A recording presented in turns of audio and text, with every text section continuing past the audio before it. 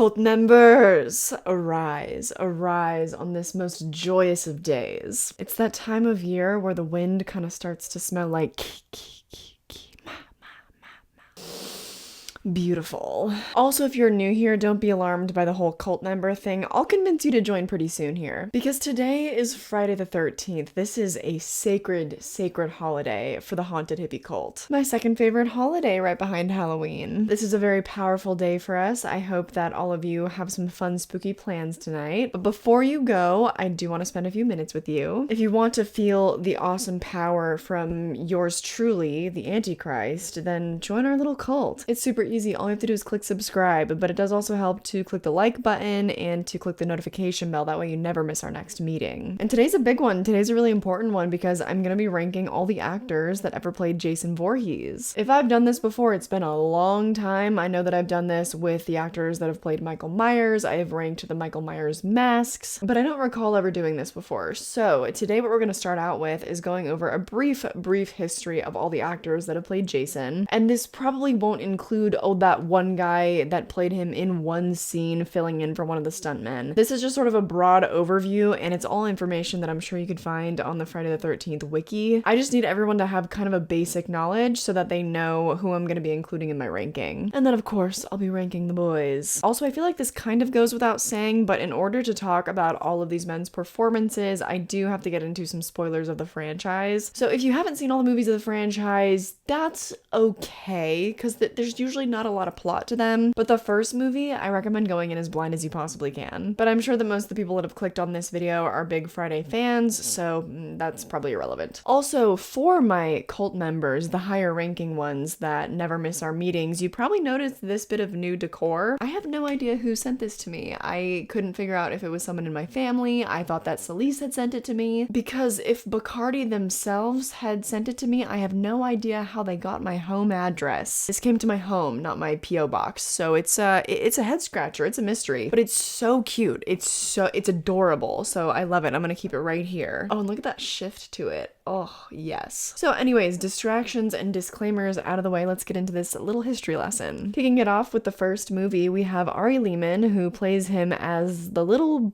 ghost boy Jason. It's heavily debated whether or not Jason Voorhees is a ghost, if he was a little ghost boy in this moment and has been this whole time. I don't really want to get into all of that today. He had heard about an audition for a movie called Manny's Orphans, which was also being directed by Sean S. Cunningham. He landed the role of Roger in that movie, and that role led to him getting the call to play Jason Voorhees in Friday the 13th. And apparently the only question that Cunningham asked him was, can you swim? Because I believe the role was initially supposed to go to Cunningham's son, but he couldn't swim, so RIP. Missed out on the chance to be the first Jason Voorhees at horror conventions. I also don't really want to include him on my ranking because he's just not really what comes to mind when you think of Jason Voorhees, though he was the only version of Jason Voorhees in the very first movie, so obviously he's worth mentioning, but he's only on screen for like 6 seconds, so I will not be including him in my ranking. Then in Friday the 13th Part 2, we have the iconic Baghead Jason played by Steve Dash. Dash actually was a former cop, and he didn't start acting until 1977. Now, initially a man named Warrington Gillette was supposed to play Jason in Part 2, and he does play him in the final scene where he jumps through the window, but for the majority of the film he was played by Steve Dash. Now moving on to Friday the 13th Part 3, we have Richard Brooker stepping into the Jason shoes. He was formerly a trapeze artist actually, but one day he came along a casting call for a big man to play a role in an upcoming movie directed by Steve Miner. However, it wasn't until he actually auditioned that he found out it was a Friday movie. Also, of course, he is the very first actor to don the hockey mask that Jason became so iconic for. He did all of his own stunts and also had to wear quite a bit of padding to make himself look bigger because apparently he was very toned and slim. Moving on to Part 4, the final chapter, Jason Voorhees was played by Ted White. Apparently he only accepted the role because they needed a big man and he needed the money. He later asked not to be credited on the movie because he didn't like how the young adults were treated during the filming of the movie. Unfortunately, we're just about at the anniversary of his passing because he passed away on October 14th of 2022. Bit of odd cosmic timing there, but he made it to the grand age of 96. Ted White was actually offered the role again for Part 5 and Part 6, but but he turned them down. Up next in part 5, it's a little bit complicated because, of course, it's not actually Jason Voorhees in the movie. It is, in fact, a copycat with Jason only showing up in the very beginning in a dream hallucination. John Hawke only played Jason Voorhees for the opening dream sequence, where Tom Morga played him for all of the other hallucinations, and he shot all the rest of the scenes as the Jason copycat. Tom Morga is also the only actor to ever play Leatherface, Jason Voorhees, and Michael Myers. But if you were curious about his other iconic roles, he played Leatherface during the bridge scene of Texas Chainsaw Massacre 2. He also was hired as Michael Myers before he was ultimately replaced by George P. Wilbur in Halloween 4. Now moving on to Friday the 13th Part 6, we have C.J. Graham. A man named Dan Bradley was originally cast in the role, but he just did not feel imposing enough. So they found C.J. Graham while he was doing a nightclub act as Jason Voorhees. Again, there are a few scenes, like the paintball scene for example, where they had another stuntman fill in, but for the most part, he was played by C.J. Graham in Part 6. Also, later on in the franchise, this is according to Kane Hodder, but C.J. Graham was offered the role of Jason once again for Freddy vs. Jason in 2003, but he turned it down. This was because Kane Hodder had, somewhat of a beef with the studio or the director, whoever's choice it was, to move on from him as Jason. So C.J. Graham turned it down, I guess in solidarity. And speaking of Kane Hodder, he is probably the most prolific performer as Jason Voorhees. He appeared in the role 4 different times, in Part 7, The New Blood, in Jason Takes Manhattan, in Jason Goes to Hell, as well as Jason X. Also, fun fact, he played Freddy Krueger's gloved hand in Jason Goes to Hell. He's also reprised the role numerous times for different video games from the franchise. Back to the drama, I guess, of Freddy vs. Jason, that role ultimately went to Ken Kersinger because the man stands at 6'5", he's very large. The main rumor that swirled around was that they wanted to move on from Kane Hodder because there was not enough of a height difference between him and Robert Englund. But Kane Hodder, online at least, it says he's 6'2". That seems pretty big to me, I don't know. But interestingly, Kersinger also plays Jason in a spoof version of Friday the 13th called Stan Helsing. They decided to maintain that Kersinger giant energy by then casting Derek Mears in the role for the 2009 remake. Derek Mears had been a stuntman for a very, very long time before that. He has way too many credits to list, but you probably recognize little movies like Pirates of the Caribbean, The Curse of the Black Pearl, or Indiana Jones and the Kingdom of the Crystal Skull. Something that I didn't know that I found on the wiki was that he was nominated for an MTV Movie Award. He was nominated for Best Villain, but then, of course, he lost out to Heath Ledger as the Joker. He was also one of the first people, I think maybe since like Kane Hodder, who was also seemingly a kind of a devoted fan of the franchise. In the script, Jason watches his mother die in front of him. So I did research on, when you're that age, how do your cognitive processes happen? How is the child supposed to be developing? I found out that at that age, you're starting to be integrating into society, whether it's through group sports or group activities, so that you find out you're not alone. I discovered that he missed that aspect. He was already an outcast from society for looking different and being disfigured, and his only connection to love and reality is his mother. I also found out from the wiki that apparently he would be contracted to star as Jason if they ever did another Friday sequel with Platinum Dunes. I don't know if this information has not been updated since the rights went to A24. They're doing that Peacock TV show, but interesting nonetheless because I don't know about the movie rights. As far as I know, a lot of that is still kind of up in the air. Anyways, on to something far less complicated. There is still one man who has played Jason Voorhees that I still want to talk about, and he's from a little movie called Never Hike Alone. His name is Vincente De Santi. He also wrote and directed all of the Never Hike Alone films, and there is one coming out at 10 p.m. Eastern time today. Tom Matthews returned to reprise his role, so we are finally kind of getting the ending of his story. I'm super excited. I will be watching for the first time along with you guys. I'm going to be rewatching the other Never Hike Alone films to prepare. This is also merch from Never Hike in the Snow. But anyway, not a lot of fun facts there. He directed and acted in Never Hike Alone and Never Hike in the Snow as Jason Voorhees. In Never Hike Alone 2, he did step back from acting, and a man named Brian Forrest, who is a stuntman, took the role. But we haven't seen him play Jason yet because the movie hasn't come out yet. It's coming out in a few hours. So I guess if you're watching this from the future, then you would be able to include him in your ranking. But anyways, there you have it. Like I said, a very brief history of all the men that have played Jason Voorhees. This is sort of a Friday the 13th for dummies style video because I am a dummy of that franchise. I've seen them all multiple times, but I've only really done research into the original movie and the 2009 reboot, or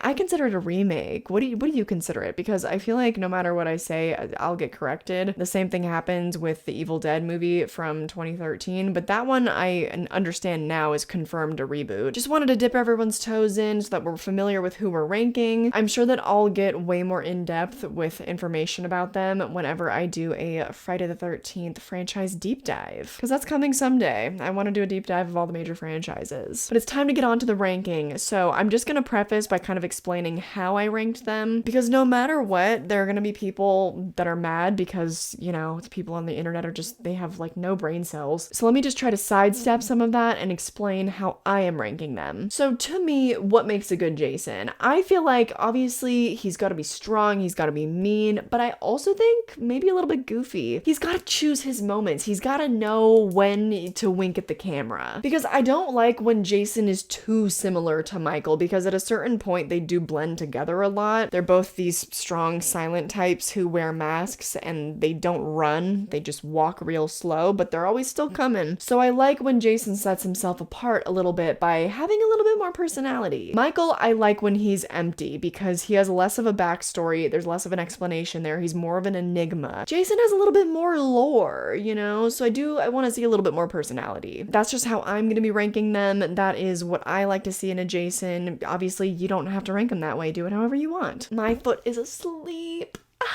Ugh. But without further ado, let's get into ranking these 9 Jason actors. Coming in at number 9, I hate to do it, we have Steve Dash. Maybe there's a little bit of bias there because of the whole baghead thing, but that's actually not my main reasoning. He's kind of like all legs for majority of the movie, and then when he does show up full body on screen, he gets kicked around a lot, which is no fault of Steve's, but alas. You'll notice that as a pattern too. Sometimes it's just not their fault, it's just, you know, how the writing went for Jason in a particular movie. Because it probably also has something to do with the fact that he is like the biggest titty baby ever in part 2, to the point where Ginny can use child psychology to skirt around his dumbass. I need to try to not get off track with that kind of stuff, but I don't know, do you feel like it's valid to include some of that stuff in your ranking of their performance? I feel like it's not, because that is completely out of their control, but it definitely does play into how much I like Jason in a particular movie. So it's hard. A lot of the way I rank them is not really going to be the actor's fault. Including in my next place at number 8, I have Tom Morga, because when he is playing Jason, he's doing a fine job, but for a lot of the movie, a lot like Steve Dash, he's just all hands or he's all feet, because it's a copycat, so we're not really seeing the iconic mask or him full body most of the time. It seems like they did kind of want to keep him off screen and make it a little bit more of a mystery for the first few films of the franchise, and then when he finally is on screen and he's playing the copycat version of Jason and there's the big showdown and everything, he's also kind of just getting beat up a lot, and by a kid, mind you, by a child. So really no fault of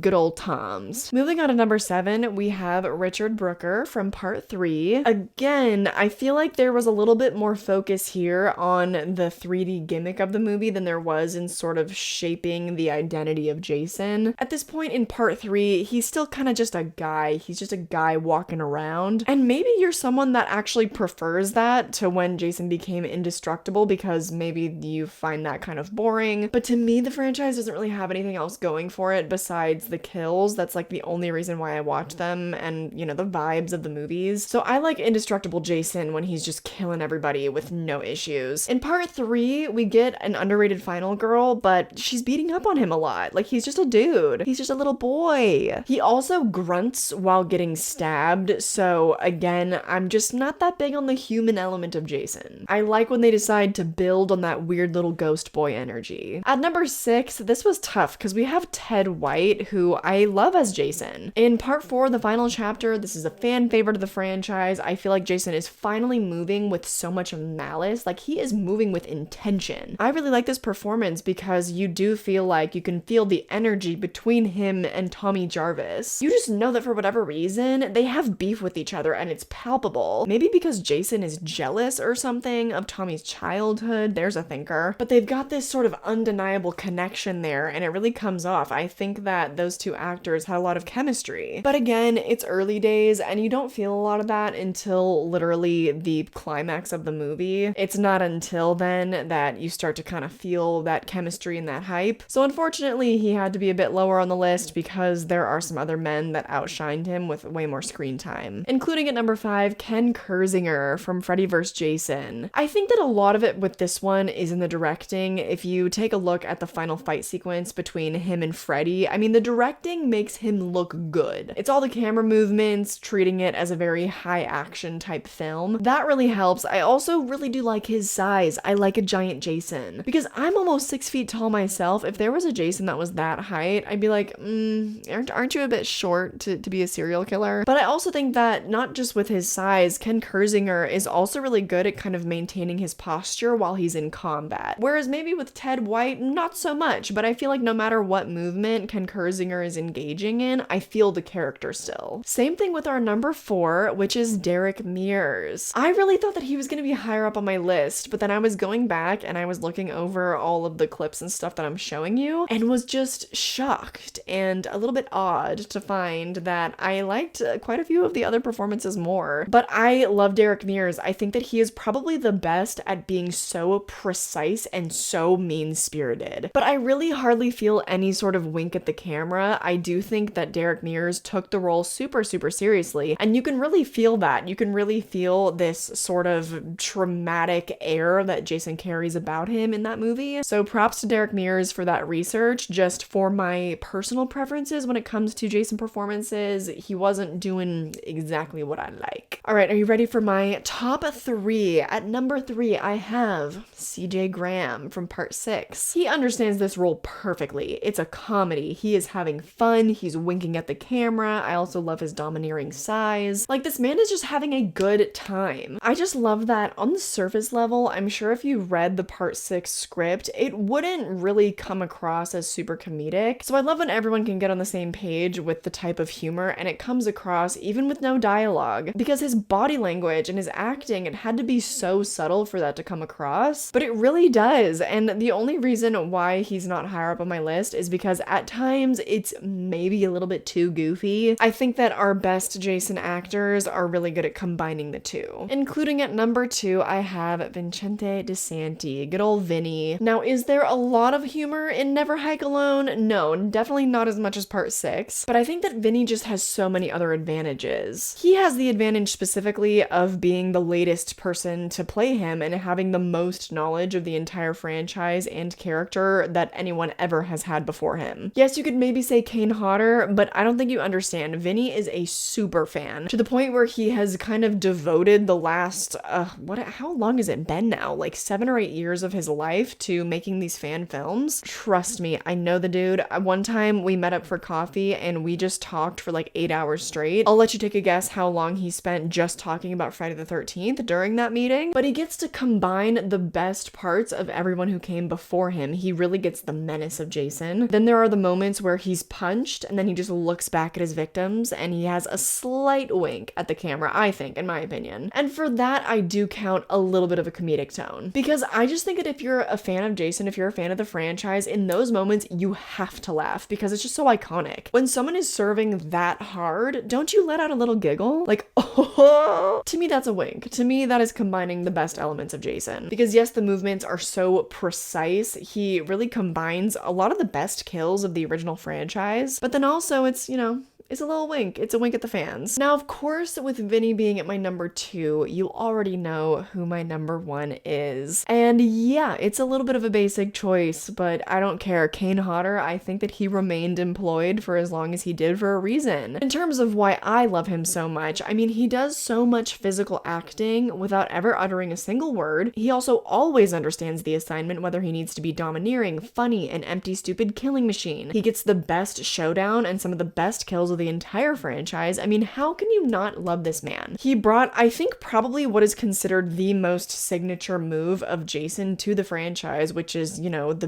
deep breath, the shoulder shrug. You could argue that it's something else, but when I think of Jason, if I put on the mask and someone was like, act like Jason, I'd do the, oh wait, I have the mask. This was given to me by Ken and Ashley Sledge so long ago. I used to have it hanging up there, but then I kind of upgraded to these little lights. But for example, if I were to be Jason, I wouldn't just be like, oh, do. No, I'd be like, you know, I'd be like,